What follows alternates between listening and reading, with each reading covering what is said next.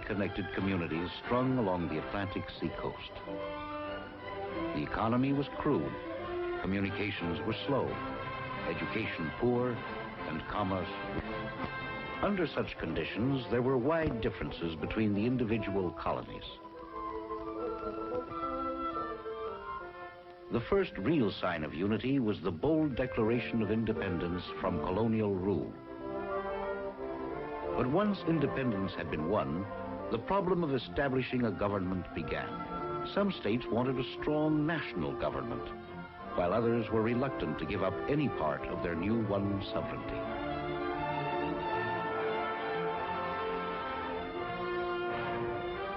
The Constitution represented a great compromise, leaving with the states and to the people all rights not specifically granted to the national government.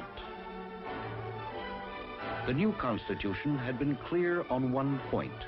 True freedom derives its just powers from the consent of the governed. This was a daring new experiment in government, and the people were proud and jealous of their rights as they set out to build their nation.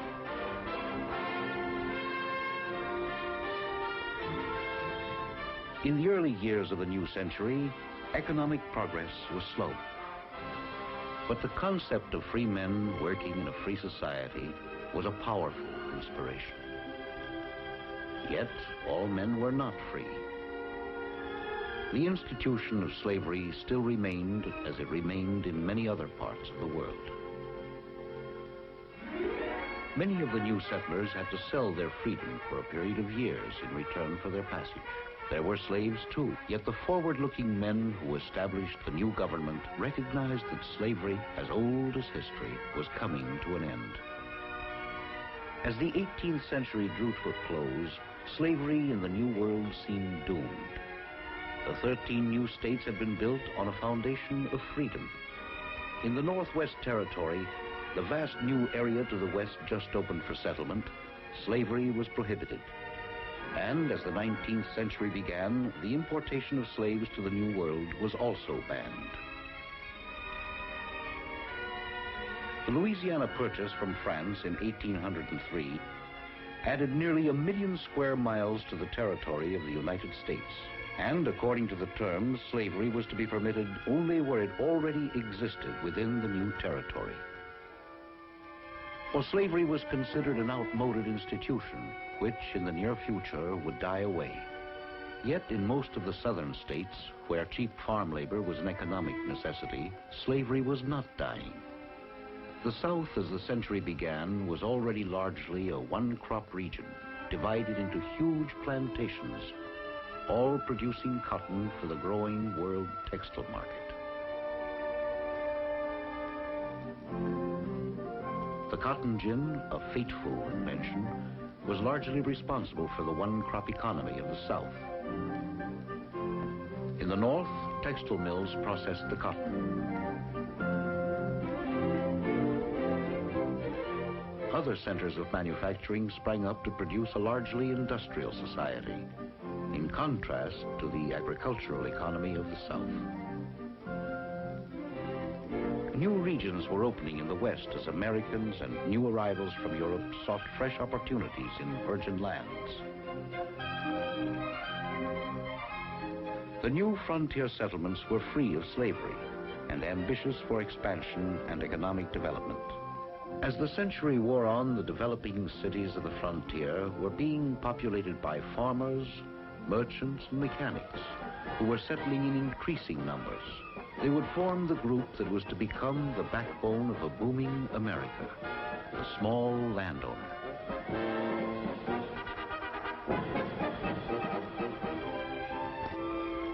Through the first half of the 19th century, the plantation economy of the South flourished.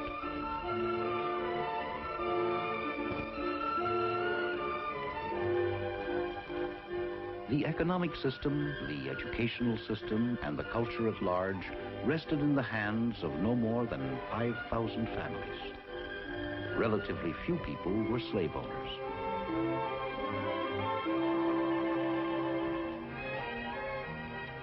In the rough frontier towns of the Midwest, the situation was very different.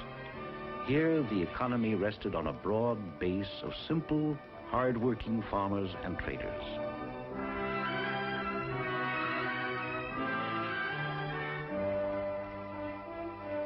It was an ideal spawning ground for the intellectual growth of a young man destined to become the giant of the century. Young Abe Lincoln was interested in history and law. He loved the land and saw a glorious future for a nation united without sectional differences and with a common goal. And yet the young Lincoln was slowly becoming aware of the problem that in the years ahead was to divide the land he loved. Could a nation dedicated to freedom countenance the existence of slavery? Could one section of that nation dictate the economic pattern of another section? Sooner or later, the problem must be squarely faced.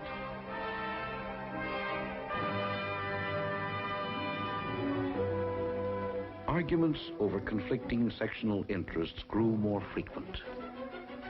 Heated debates arose over the question of tariffs. The North demanded high protective tariffs. The South considered high tariffs a direct attack upon their economy.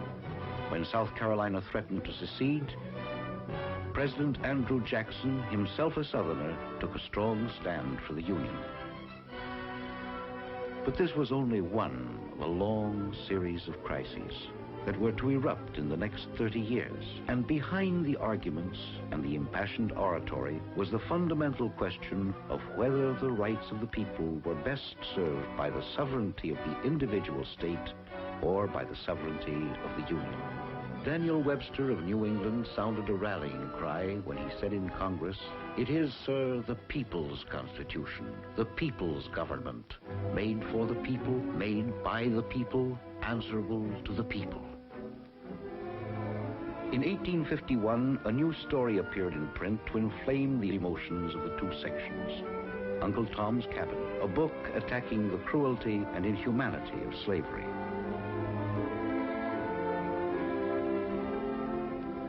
The story appeared at a time when the problem of slavery and the debate over its continuation was reaching serious proportions.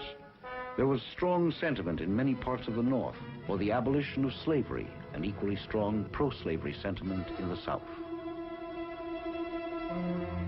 An organized effort to help fugitive slaves escape to freedom had even been established and nicknamed the Underground Railroad. As new states were admitted to the Union, there was always controversy over whether they would permit or ban slavery. But by this time, pro-slavery and anti-slavery forces had begun to agitate in the territories, and outbreaks of violence became frequent.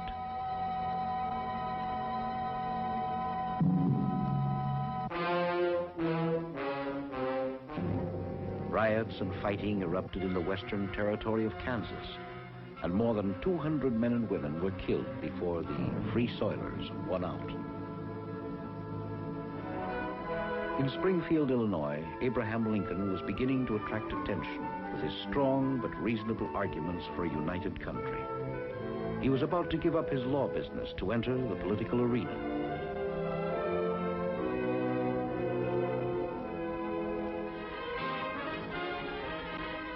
His target was the Senate seat occupied by Stephen A. Douglas. Douglas, like Lincoln, was a moderate. But Lincoln disagreed that a strong union could exist when the nation was split on the question of slavery. A house divided against itself cannot stand, he said in his acceptance of the nomination. The campaign and the resulting Lincoln-Douglas debates attracted national attention.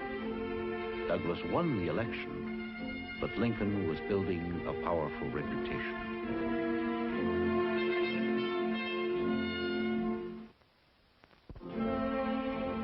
By 1859, the tides of impending strife were growing. John Brown, whose fanatical murders in Kansas had introduced him to history, believed he was commissioned by God to free the slaves.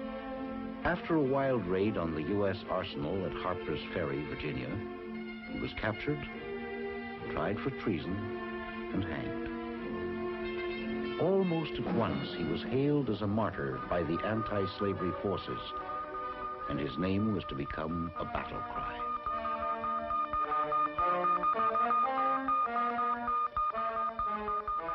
The year 1860 saw the surprise election of Abraham Lincoln to the presidency.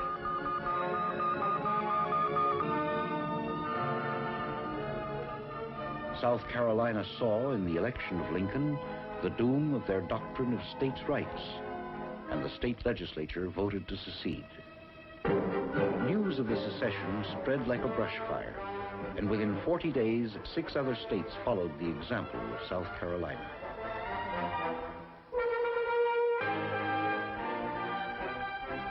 The new sovereign states met at Montgomery, Alabama, to form a confederacy and select Jefferson Davis its first president. The fateful hour had struck. The House was divided.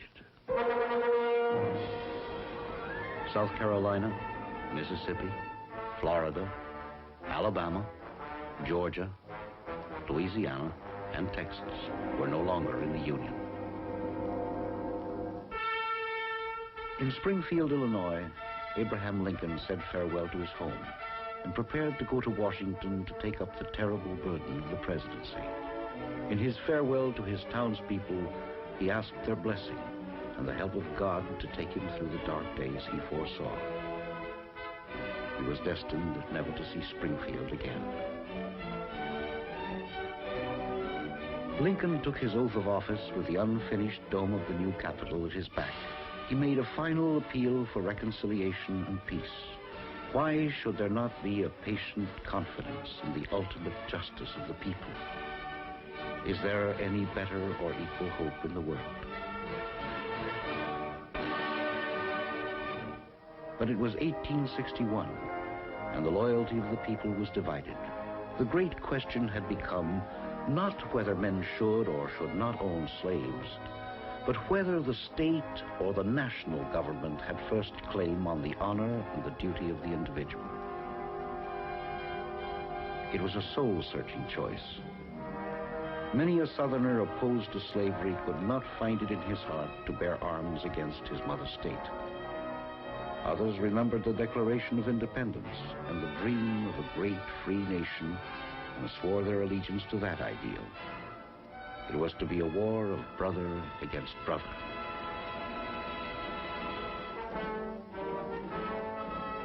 The South mustered its men. The aristocracy of the plantations was to join forces with the common farmer to fight for the cause they had chosen. They began the war with high hearts.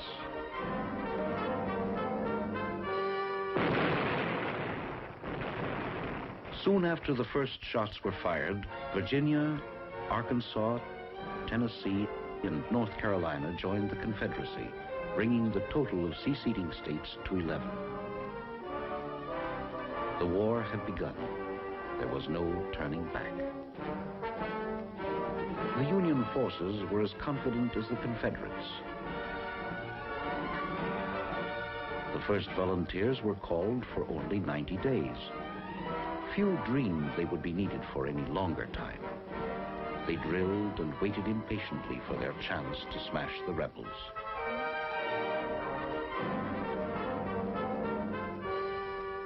But the military strength of the Confederacy was not to be taken lightly. The nation's greatest military leader, Robert E. Lee, had refused command of the Union Army because he could not bring himself to bear arms against his native state, Virginia. Now, Lee and his lieutenants were to make the Southern armies among the most brilliantly led forces in history. Realizing most of the war would be fought on Southern soil, they had a determination that alone would have made them strong. The Union forces, hastily trained and lightly disciplined at first, were further handicapped by indecisive leadership. They marched to their first campaign, however, sure of their strength and confident of a quick victory. But green troops are unpredictable.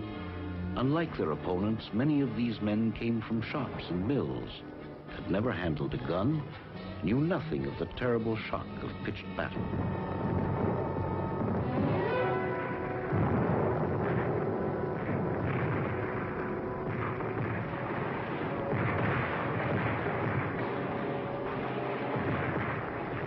They learned overnight in their first battle with Confederate troops. Both sides fought hard and with valor.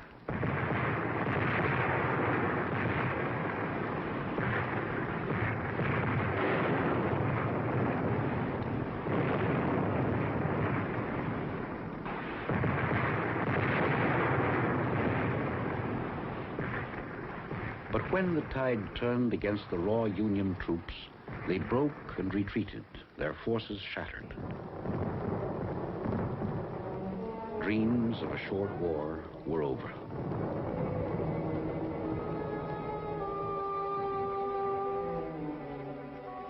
It was to be a bloody war, and through 1861 and 1862, the pattern of that first battle recurred again and again. The Confederate armies inflicted terrible losses on the men of the North. The Southern tide was rising. Through the first 2 years of the war, the battle raged over a wide area in the South and in the West. Names were finding their way into history. Names that spelled victory, defeat, gallantry, and disaster. Chickamauga, Seven Pines, the Peninsula, Fort Henry and Fort Donelson, Island Number 10, Shiloh, New Orleans, Second Bull Run. The Army of Northern Virginia, under General Lee, had been forged into a fighting unit whose fame was spreading around the world. The hope of the Confederacy lay in that fame. Without industry, the South needed help from abroad. All of Europe showed growing concern about the war. In Great Britain, some people, hoping to trade in cotton, sympathized with the South.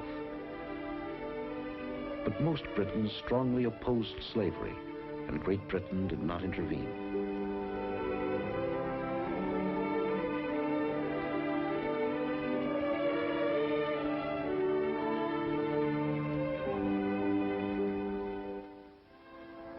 As 1862 drew to a close, Lincoln took a step he had long considered. His first concern had always been to reunite North and South. But his strong disapproval of slavery as an institution could no longer remain unexpressed.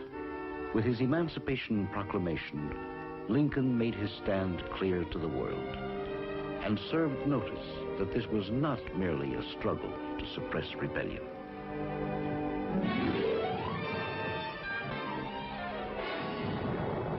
The war, as it moved into 1863, had developed a pattern. The South, defending their own soil, won victory after victory. People were beginning to lay the blame on faulty Union generalship.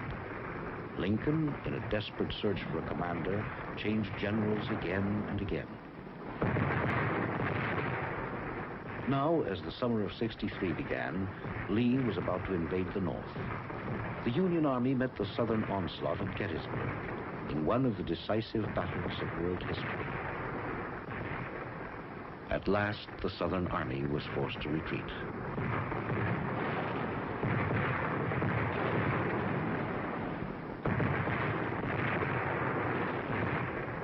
Gettysburg was the high water mark of the Confederacy. With their defeat in that battle, the fate of the Southern cause was sealed. Speaking at the dedication of the cemetery at Gettysburg, Lincoln uttered immortal words. From these honored dead, we take increased devotion to that cause for which they gave the last full measure of devotion. That we here highly resolve that these dead shall not have died in vain. That this nation, under God, shall have a new birth of freedom, and the government of the people, by the people, for the people, shall not perish from the earth.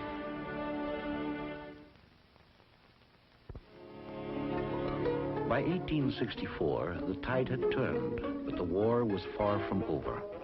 Lincoln, up for re-election, was being attacked on all sides. Men were talking of peace and blaming the president for not having ended the war. So bitter were the attacks, so strong the feeling of discouragement, that Lincoln himself despaired of re-election and privately conceded that McClellan, one of his ousted generals, would be his successor. The issue lay in the hands of the people of the nation, the people who Lincoln believed were the only valid source of government. The people expressed their will.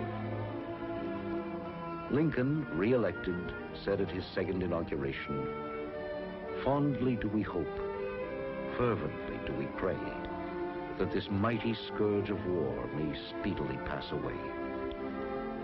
As the people listened, they heard a plea for compassion, as Lincoln said, "With malice toward none, with charity for all." The war continued to its inevitable conclusion.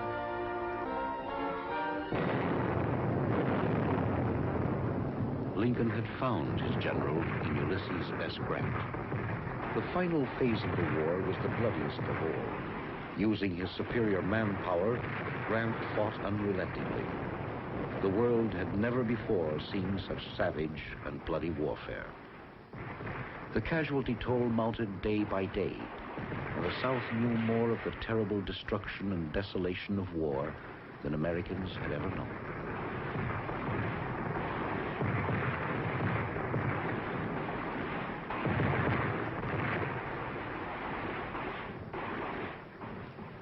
But at long last, the slaughter ended. Richmond, the Confederate capital, fell, and Lee's army, starving and exhausted, was surrounded.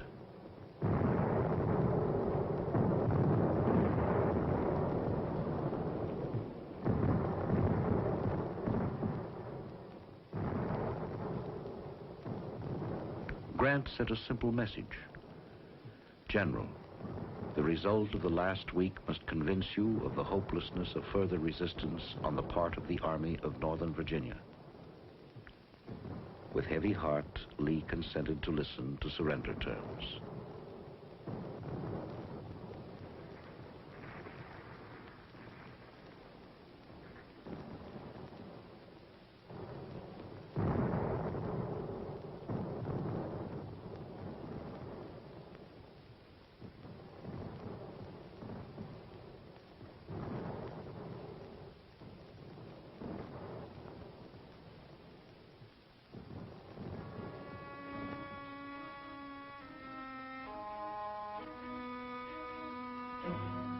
The long war was over.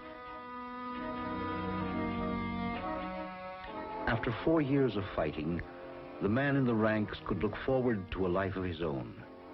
An end to long, exhausting marches. An end to dreary waiting. An end to separation from home. An end to killing and being killed. At Appomattox Courthouse, Grant gave Lee generous terms. They met, a defeated and a victorious general, two Americans who recognized the aching need for reconciliation among all Americans, too long divided by hatred. But hatred was still abroad in the land, and like the third act of a great tragedy, there was one more scene to be played. On the night of April 14, 1865, just 5 days after Lee's surrender, Abraham Lincoln went to Ford's Theater in Washington to see the performance of a popular comedy.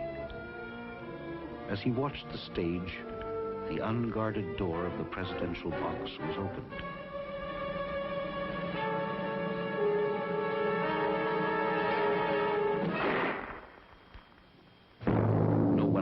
The shot, but everyone saw the half-crazed actor leap from the box and escape.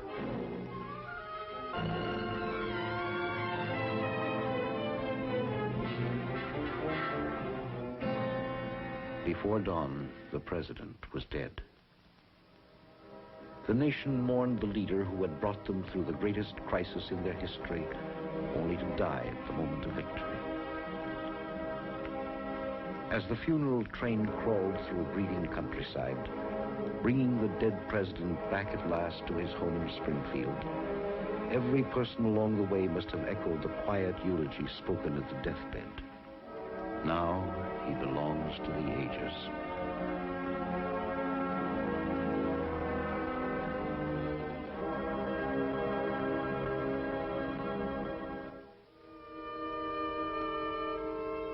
When the war had ended, the South lay prostrate, as devastated as any land after a war could be.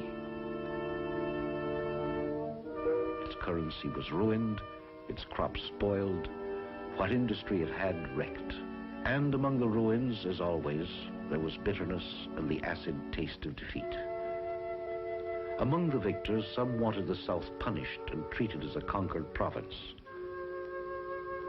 Others wanted to follow the plans of Lincoln and reunite the Confederate States with the Union as quickly and as painlessly as possible.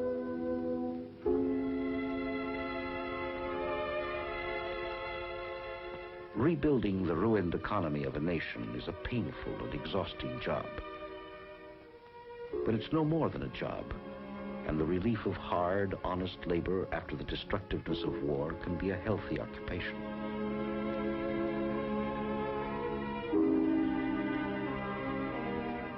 Rebuilding the Union and settling the differences that had existed from its very birth was another matter. The recovery and industrial development of the South was to take some 50 years. The assimilation into a free society of the liberated Negro would take a far longer time and would engage the minds of men of goodwill in both North and South, even to the present day. As the nation bound up its wounds, it could look forward to a bright future as a strong, united country. And it could look back, too, with pride at the spiritual source of its new-won strength, the compassionate words of its wartime president. With malice toward none, with charity for all, with firmness in the right, as God gives us to see the right, let us strive on to finish the work we are in, to do all which may achieve and cherish a just and lasting peace among ourselves and with all nations.